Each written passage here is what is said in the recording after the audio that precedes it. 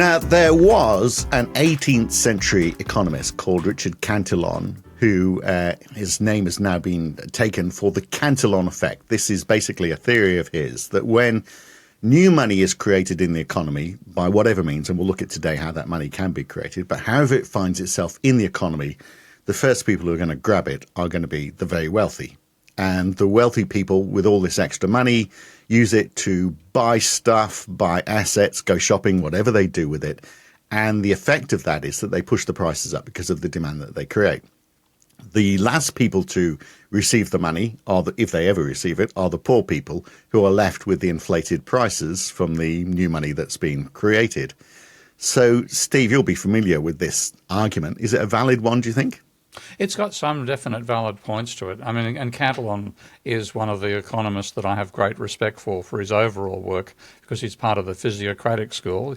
It's quite strange. In the 17th and 18th century, there were quite a few Irish people working in France, and he's like John Law being another. So he became part of this French group of economists who called physiocratic because their central personality was very late in the school, was Francois Quesnay, and he was the physician to the French king. So hence physiocratic, because he was checking out the physiology of the king. But they focused on circulation, where wealth comes from, and they saw nature as the source of all wealth. So lots and lots of positives for them. This is a fairly, in my opinion, not a minor, but it's not the major contribution that Cantillon was part of, but it's still got certain validity. The trouble is the people who use it don't understand money, so they blame government money creation for causing it. When you look at the data, and I'm happy to show some of that in a moment, most of the money is created by the private banking system, and they misunderstand that as well. So you've got people grabbing one good thing out of one good economist and scrambling it with two pieces of nonsense. Well, let's look at some numbers then.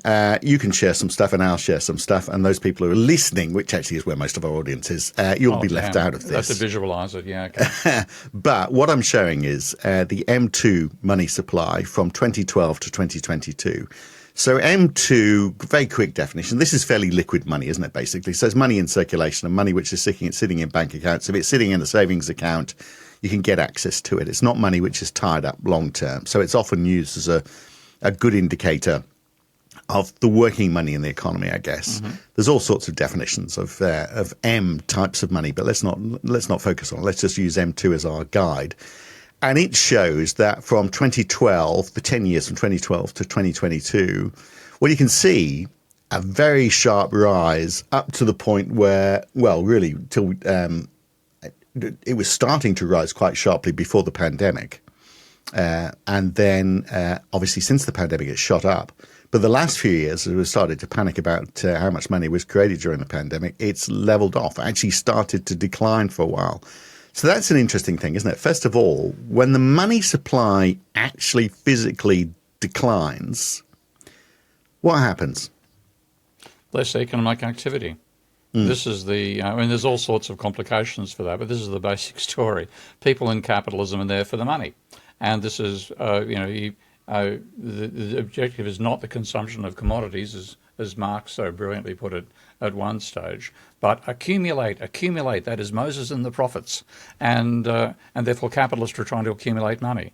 Now, if you're starving the system of money, then there are going to be less potentially successful business ventures for capitalists to get into, and they won't happen. So even though you don't eat money, and this is the argument that neoclassicals make against it, it's not actually a consumption item, but if you don't have it, you take away the motive for accumulation, which is what drives investment.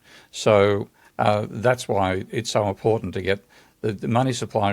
If you're going to have a growing physical economy, you're going to need a growing monetary economy. Yeah, I don't think you can find any case in the historical record where for any sustained period of time the level of real output was rising while the amount of money in circulation was falling. So a lot of this, money's growth, supply growth causes inflation, knee-jerk reaction you get from neoclassical and Austrian economists in particular, ignores the fact that we're in a growing system. Their minds are set by the intersecting lines of supply and demand, which leave out time. Okay, so if you imagine, even if that diagram works, and you know that I know it doesn't, if you wanted to see what's happening over time, you can't see it on the slice of paper you've drawn it on. You've got to move that paper forward, and then they're completely orthogonal to the process of growth. So they're talking about equilibrium and stability now, and anything increased now is going to cause, prices to rise, yada, yada, yada. But you need that growing money supply to enable the overall economy to expand, and they can't even see that in their diagram. Right. For those people who are listening, obviously I'm not one of them who's never heard the word orthogonal before. Quick definition of orthogonal. It's completely orthogonal. It's basically right angles too. Right, so okay. if you and this is an important point for people to understand why supply and demand focuses on entirely the wrong things, and is wrong in its own right at the same time. But if you draw, when a neoclassical economist draws supply and demand, most of the time they put number of units sold on the x-axis, price on the vertical. They almost never put number of items sold per year. Okay, there's time involved in everything. Now, if you want to bring time into that diagram, you have to add a third axis. Okay, you've got your price vertical, you've got your supply, you've got your quantity horizontal. To show that through time, you need a third dimension, which is time. Okay? Yeah. So if you're going to expand the physical output, and that's all those diagrams normally focus upon. And I know economists write complicated mathematical models, DSGE and stuff like that. They're all still fundamentally based on that vision of utility maximising consumers giving you a demand curve, profit maximising firms giving you a supply curve, equilibrium is in the middle. They leave out the dynamic process but think, that's okay. Sorry, it's not. And the whole mindset they've got means that when they talk about money creation, they knee-jerk from money creation means inflation. Yeah, well, and that was part of Cantillon's argument, of course, wasn't it? But I mean, it was. But that's one thing I won't say Cantillon got right, which is money creation equals inflation. But it does after a point, doesn't it? So I mean, we've talked about this. But there's a question of balance through time. Yeah. Yeah. So if you are creating as much money as is needed or as can create benefit in terms of growth for the economy. So if there's other resources available, and there's including people to help and the thinking in those people to create growth, then that growth is going to be aided by having more money available through money creation. And that's what capitalists are trying to accumulate in the first place. Yeah. So, and this is like Marx's wonderful statement, they accumulate. But the other thing he spoke about, which again is a piece of realism that's missing from neoclassical economics, is that he said there are two circuits in capitalism. There's one circuit where you go from a commodity, you sell it to get money, and you then buy another commodity. So your intention is to go from a commodity you have and don't need to a commodity you don't have and do need. And the fundamental basis of that is workers who have this potential, semi-commodity called capacity to work, which they sell for money, and then they buy goods and services. And he said the purpose of that circuit is, as much as you can do it, the maximisation of utility. You're after utility in that circuit. But he said the major circuit that determines the behaviour of capitalism is not CMC, but MCM plus. So you start with money, you buy a set of commodities with it, you then use those commodities to produce other commodities in a factory system, you then sell those commodities other style, and you want to come up with more money at the end than you started with, M plus. So he said you have CMC, where utility is the objective, and therefore money growth doesn't come into it, but MCM plus, which only works if you have money growth at the aggregate level. Individual capitalists can get more money than other capitalists without a change in the level of the money supply. But if the social class wants to accumulate money, then you've got to have a growing money supply. And then the question is, how does that relate to the growth of the physical economy as well? It's issues like that which neoclassical economists simply aren't equipped to understand. But also, where's that money coming from as well? So we'll look at that in this podcast today as well, because I think it's important to all of this point. But that idea that growth creates money, or money is needed for growth. I don't know how many people I know, some of them billionaires, who I know from sort of like telecom days in Australia, which made some, fairly smart people very rich. And I've, had one or two of them arguing that they have created money. Yeah. They've created wealth for the economy. And you're thinking, well, I said, How "But actually? I know how to make money." I How are says, you? okay, well, I'm going to tell the police to come and knock on your door immediately because making money is illegal. Okay? Yeah. Okay. Counterfeiting. So we have so many terms in economics where we mess up the meaning. So I know how to make money. What you mean is I know how to make a profit. I know how to accumulate money. But how money is actually created as a substance in the capitalist economy, they're all clueless. But they can. You could say they are helping the economy in one of two ways, I guess. One is if they're making money, i.e., they're paying people, and therefore and money as a consequence is moving around faster, then you could argue that there's growth happening, because obviously growth in the economy is how much money there is in circulation and the velocity of money. So they're helping with that if they're helping to speed the flow of money up. But they're not, are they? Because I mean that tends to be a lot lower these days than it used to be. But also, I mean, if they're helping productivity as well, then that and this is the argument that you won't find this in the neoclassicals, so they're basically clueless on innovation. Okay? When you talk about equilibrium and you assume the products are homogeneous, what the hell can you say about innovation? It's a waste of bloody time. So again, there's so many elements of neoclassical economics which are about optimization now at a point in time. Again, it's leaving time out of it. Whereas if you want to have innovation occurring, then what's innovation? Well, innovation obviously is producing homogeneous products. Maybe my starting assumption that all products are homogeneous in a market isn't helpful here. And that's the real world. So when you look in the real world, there's the whole idea of homogeneous products is a distraction from what capitalism is actually about. Because they're distracted from that, they can't see the role of money in that factor, whereas the best person on innovation is Schumpeter. There's a brilliant book, I think you can probably find it for free now, Theory of Economic Development. And in that, Schumpeter shows from his own logic why you have to have money creation to enable innovation to occur. And so if you leave the process of money creation out, or you get that wrong, and you assume homogeneous products to begin with, you're useless for talking about innovation, which is the main contribution that entrepreneurs make.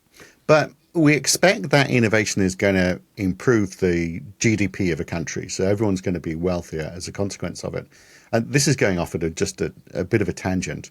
But say everybody's on the same amount of money. You know, you're somebody who earns $50,000 a year, and more or less everyone's around that same amount of money. And someone comes up with a way that they can use the same amount of resources to do something more efficiently that gives everyone twice as much of something, or they give someone something that is better.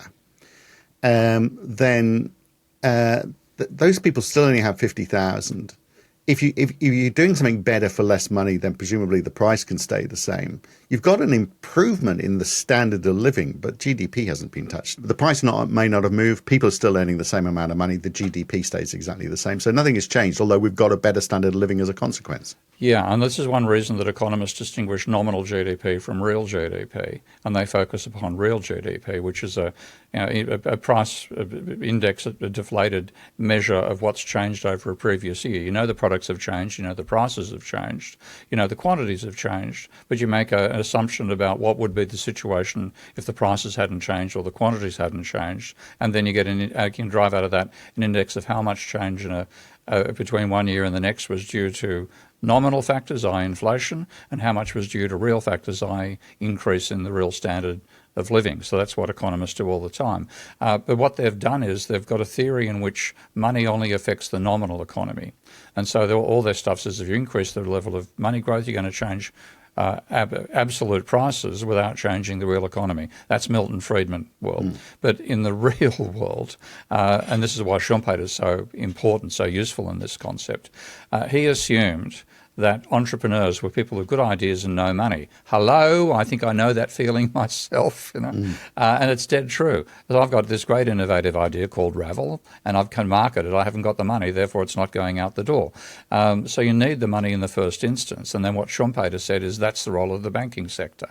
I think he exaggerated what banks do in terms of funding innovators, but basically by assuming that entrepreneurs were people with a good idea but no money, you had to explain how they can get money to put that good idea into practice. And that's where he said that banks create money when they lend. He was quite aware of that. So it's the growth in the money supply caused by the private sector, made predominantly that enables innovation to occur. Right. And so he has a blend between the physical economy and the nominal system, and saying if the nominal doesn't grow, then neither will the physical. And that's a dependency that the mainstream economists can't get their heads around.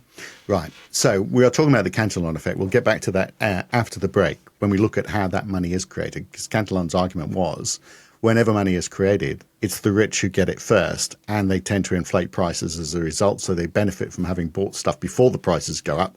The rest of us get hit with the price shock created by that extra money. So in other words, not only is the money not trickling down, but we're paying for the consequence of the money having been created in the first place. So how is that money created in the first place? We've talked about it a few times on the podcast, but we'll revisit it with a few bits added after the break on the Debunking Economics podcast. Okay, Steve, you'll remember, because it was only a few minutes ago and your memory's not got that bad just yet, that in the first part, I showed the graph, this one, that shows that there's been this big increase in the money supply over the last 10 years. 1 trillion actually has been added. So it's a 50% increase. This is for the UK, has been added to the money supply. Inflation over that time only grew by 33% if we look over those 10 years. So there's more real money, I guess. The price level rose, yeah. Real GDP per capita over that time, though, grew by just 11%. So that, by our argument earlier on, was saying, well, really, you need the money supply to grow in line, in kilter with GDP, because beyond that, you've got more money than is being used for productive purposes effectively. That is going to push up prices, isn't it? So when you've got a 50% increase in the money supply, but only an 11% increase over that time in real GDP per capita, maybe I should have looked at real GDP in total because the population will have increased as well. But anyway, you get the point. There's a magnitude of difference. That would cause inflation, wouldn't it? And it's caused it in asset prices, yeah, predominantly. This is the thing. We've got such a financialised economy now, and again, that's thanks to neoclassical economists believing there's no problem in liberating the financial Frankenstein. And what we've got is that most of the money that's being created has gone into asset price inflation, more expensive shares, more expensive houses, and that again is something the mainstream can't understand. They don't know that it's possible to increase the value of a company by taking on more leverage. They think it gets cancelled out. They have this theorem called the Modigliani-Miller hypothesis that says the level or the rate of change of debt has no impact upon asset prices because a person with no leverage can buy a highly levered company, or a person can buy a company with no leverage by taking on margin debt and things like that. One cancels out the other. When you look at the data, you find that's bullshit, like most neoclassical theory.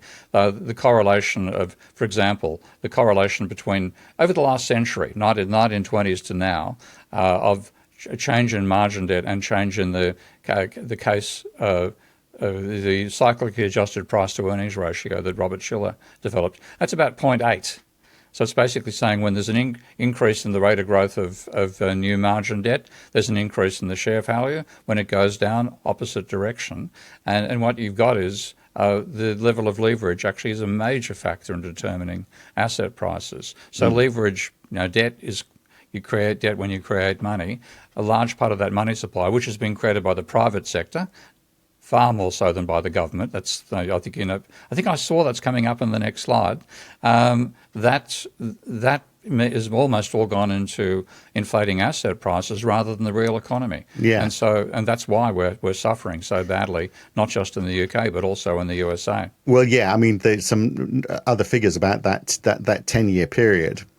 When we saw that 1 trillion increase in the money supply in the UK, £1 trillion, wealth for the top 10% went from 45% of all wealth to 50% of wealth over that. So the Gini coefficient went from 34.1 to 35.5. So definitely over that period, as we saw that a big increase in the money supply, we did see that the rich are getting richer in relation to how well off the poor are.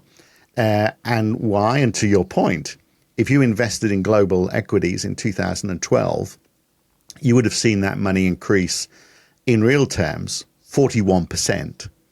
Over the same period, wages increased by 6%. So if you could borrow money, there you are with your wages growing by 6%. If you could borrow money and told, it doesn't matter that you haven't got that money, just borrow it, put it in shares, you're going to be 41% better off as a result.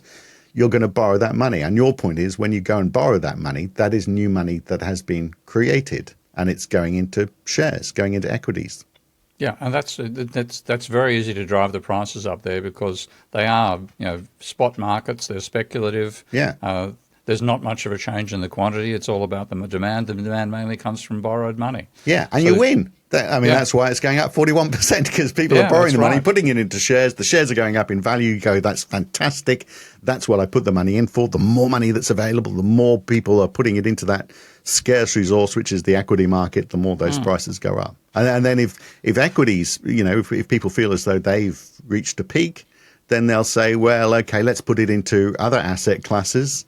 If those other asset classes reach a peak and people say, the money's getting a bit scary here, what do we put it into? Someone comes along and says, I know what we'll do. Let's create Bitcoin. You can put money into that as well. Wherever, there's always going to be an asset that's going to increase in value with this money that people are borrowing.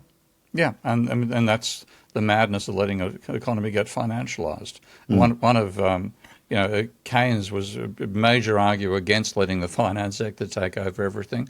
Marx had the same argument. Even Adam Smith argued you shouldn't let the financial system set its own rules because it has a monopoly on, not quite a monopoly on money creation, but it's got the market sewn up in that sense, and they'll lend to prodigals because that'll give them a higher rate of return. So even Adam Smith was in favour of controlling the financial sector. And what have neoclassicals done? Everything I've talked about deregulation has been deregulating the finance sector, really having very little impact upon the real economy. And the result of that is we get a world in which asset price inflation dominates real production. So you're saying that most of it, and we have got some numbers here to show how much money is through people borrowing through banks effectively. But the impact of government. So over that 10 years, it seems like that extra $1 trillion in money supply is actually, if you aggregated the government deficit over those 10 years, that comes to about $1 trillion as well. So you'd be thinking, well, okay, is that all government money? But let's just go over and tell me if I've got this right, because we've been over this so many times, and I know people struggle with it. But let's keep it very simple to start with. Let's say the government spends £1 trillion over those 10 years, and that £1 trillion. So, in addition to taxation, you mean? Over and above, exactly. So they're adding a larger deficit of £1 trillion. So £1 trillion in extra spending over those 10 years. That £1 trillion, they've got to spend it on something, so it goes into people's bank accounts, either directly through their business or maybe it's a cash handout, however they get it. Maybe it's a welfare payment. So all of that money goes into the private sector from the public sector, straight transference of money from the public sector to the private sector. The government then goes, okay, well, we've got to issue £1 trillion worth of bonds. Now let's not worry about how it gets there. A lot of it stays in is substituted for reserves. But some of it gets, over that period, some of it will have been bought up by the Bank of England as well and added to their balance sheet. But let's say none of that happens. And all of that just is issued in bonds, which are bought on the open market in the private sector. So what's actually happened in that situation, the government created that money by putting it into people's bank accounts, but then it's got a zero effect if it's bought again by people within the private sector, because they're buying up the bonds with the money that's been put into it. Yeah, that's right. And I've been conscious of that all the way through my own work on government, government and private money creation. So what actually happens with the government money creation is, first of all, there's a primary auction. And in America, they call them primary auctions. I think they're called gilt auctions in the UK. And that is the money the funds which are used to buy that are actually come from reserves, which are the accounts that the private banks and primary dealers have at the central bank. So there's no money creation or no borrowing involved in that. But if then the private banks sell those bonds to non-bank financial institutions or wealthy individuals, they buy it with the money that's been created by the deficit, and one can cancel the other out. Yeah. Now, I wasn't conscious of the scale of that cancellation until I had a conversation with my great friend and colleague Richard Vague a couple of weeks ago, and I think he gave me a table. I've still got to go through and analyse it myself over time using Ravel, but he showed how much money was created in 2000 and 2024, and the effect of banks buying and selling bonds cancels out a huge part of government money creation in the States. So when you look at the States, the total money creation over 2000 to 2024 is gigantic. It's in the tens of trillions of dollars, but 90% of it is created by private debt, not by the government. Yeah. And that's because with private debt, when the banks create money with a private loan, the loan there's no they can bundle loans and sell them. We saw that garbage during the global financial crisis with mortgage-backed securities and stuff like that. But fundamentally, pardon me, you're not cancelling the existence of the private money when you do that. You're changing where the private money is. You're not cancelling its existence. But when private non-bank institutions, whether that's financial institutions or wealthy individuals and so on, when they buy bonds, they buy those bonds by using their deposit accounts at private banks, which goes down, so money is destroyed. Okay? They get the bonds, so they get an income stream out of that, but that cancels the effect of the deficit. And so the vast majority of money creation in the American system, even with the deficits they've run over that time period, has been the private sector, private loans, not government bonds. Right, but I mean, I'll show the chart about about money creation that in just a second. But just finishing with that government money. So what we're saying is most of the money that's created by governments by their deficits is cancelled out. They do create money, but a lot of it is cancelled out because those bonds ultimately are being bought by people in the private sector. Private non-bank sector, and then there's the banks that are doing the selling of that, not the Treasury and not the central bank. Though the central bank can buy and sell with them. That's when you open market operations and QE both get involved there as well. Yeah. But just so people are very clear on this, because there's this this dialogue that's out there, that commentary that when the government creates money or goes into a deficit, it's a bad thing. And what we're saying actually is, well, it's good because that money has been created to do something. And it's not actually destroying money. I think people have this idea that it's money down the drain. It's not actually, is it? It's people are buying it up. It's money into your pocket. Yeah, it's money going into your pocket, and it's actually not draining the economy at all. All that's happening, at the very worst, is there's a transference of money going from the public sector to the private sector, or the other way around, from the private sector to the public sector. And that's, you can look back at the 50s and 60s, which were historically were the golden age of capitalism, and that was at a period when there were controls on how much banks could sell of the bonds they bought in primary auctions to the non-bank private sector. And this has been locked in my brain as a school kid. We learnt that in Australia, and this is in the 60s, that the government had a rule that private banks had to have 28% or more of their assets had to be in the form of LGS, I think local and government securities. So they were required to hang on to that many bonds. Now, at the moment, that was abolished. Let's deregulate and make everything work better. And that was done by neoclassicals. The rules abolished. So now banks can sell 100% of those bonds, and that means they completely cancel the aggregate effect of money creation. You've still got a bit of a distributional effect because the government might spend on welfare payments, so you get all this money going to the pockets of poor people who spend it immediately. But it then means when the money cancellation is done, that's done at the level of the financial sector. So the financial sector buys the bonds. So the government spending can still keep people, welfare recipients from starving, but the actual aggregate money creation gets cancelled out, and then that's partly the Cantillon effect you're talking about. Yeah. As soon as the poor get the money, they spend it. So it goes to the wealthy that way. And then the wealthy who get the money by that process then use it to buy government bonds, which cancels the effect of the government money creation, and we're back to square one.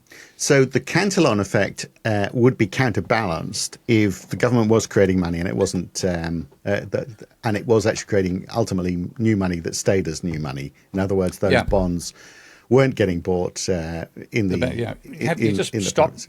Put rules on how many bonds banks can sell, because at the moment they can sell the whole damn lot, and that means you effectively cancel the effect of government money creation. Whereas with the LGS rule that I knew, at least 72% of the money, you could cancel 72%, but not the whole 100%. And there were banks in those days would hang on to bonds as an income source. And the old joke that my father was very fond of, because he was a damn good golfer, was that banking was a 3-6-3 business. You borrow at 3, lend at 6, and be on the golf course by 3 p.m. And that's what they should be. They should be passive. We shouldn't make them into bloody masters of the universe. That's what stuffed us up overall, letting the system get too financialised. Right. So rules to prevent them from selling many of the bonds, and that would mean that the money creation actually stayed in circulation, and that's for the public. It's weird, public and private. When I say public, I mean private. Our language is crazy, but the private sector would have money that didn't have debt attached for the private sector to it, and that's partly why the 50s and 60s were the golden age, because you could actually finance new ventures out of cash flow. You didn't have to go and borrow the money. The cash flow itself and the velocity of money, as you say, was much higher back then. It was 1.8 for America versus it got down to, it was as high as 3 when the inflation was high during the 70s, the late 70s and early 80s. But now it's lingering down about 1. So the money barely generates. Barely moves. Yeah. And so this is all a trap of letting us too financialised, too much debt, and letting banks cancel government money creation without, in some ways, because of the moronic neoclassical economists who are in charge of these things, without the economists even realising that's what's happening. Right. Okay. So some numbers then. These are from the United States, and if you're listening to the audio version, we'll do our best to try and explain it for you. So I've put up a chart that you provided, actually, Steve, showing... Yep. No, I didn't produce. This is from Richard Vague. Oh, right. Okay. Great. All right. So total deposits, let's the top line. So total deposits is... so this is thousands. So that's billions, isn't it? 4.9 billion in 2000. No. That's America, and that's trillions. Trillions. Sorry. Yes. Sorry. Okay. America, So they basically can round it up. So in 2000 there was 5 trillion worth of total deposits. In 2024 there's 21 trillion, and the change in money over that period is 16 trillion. That's the way you read it. Right. Okay. So the percentage money created is the next column. So 100% of the money is, that's measuring what's the change in the monetary aggregates. And Richard, I've put that on my Patreon and Substack blog about what the sources were. But he's got an extremely good statistical team behind him and looking at stuff that conventional economists ignore. That's why his work is so important. So what you see there is, in the aggregate, if you're measuring deposits, they've risen by 16 trillion, and that's your 100% figure of money creation between 2000 and 2024. And and then the percentage of that as a breakdown is 62% is created from bank loans, money created through bank loans. That's the significant figure that that we really need to concentrate on. And then banks buying up debt securities, so treasuries, in other words. Is another. So basically, it's 1/3, 2/3. If we were to try to simplify that chart, pretty close, yeah. And the privates. The first line is private bank creation. The second is private banks in this case creating money by buying bonds off the non-bank private sector. So that's like in effect it's the bond operations of the banks determining that. That line could be eliminated in a sense with the regulations I would like to see restored. But that says that fundamentally 62% and another 28%, so over 90% of the money supply is created by the private sector, despite the level of deficits. Right. So we don't know from that chart how much is being created and retained by money by government deficits, though. Well, I think it's effectively applying that if total money creation by the private sector is 91%, as Richard concludes at the bottom of the table, Right. then only 9% is created by the government. Right. So you see all these bloody morons. I mean, I'm sick of them, frankly. Bloody morons on PhDs in economics, but they're bloody morons. They've had a lobotomy by learning and swallowing. Let's play nice, Steve. Let's unfold a new chapter. I'm too old to be nice. I'm too old to be nice.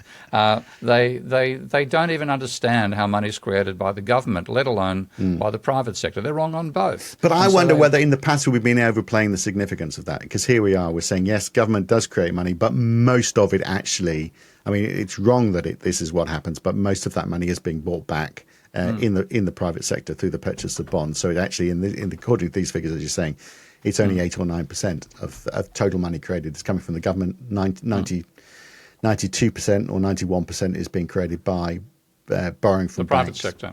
And then this is a great one. Like, this is a way to shut those, and it's all caused by government, caused by government money creation. No, it's not, you moron. Okay. 90% of the money creation gets cancelled. It's private sector. So what are your ideas for controlling private sector money creation? Oh, you can't do that. And they're wasting our time, and they're trapping us in incredibly bad government policy because they think it's the government that's the only money creator. So they're trying to knock out the 9% that's left of what government creation, thinking they're knocking out 100%. Yeah, because they don't understand that private sector creates money.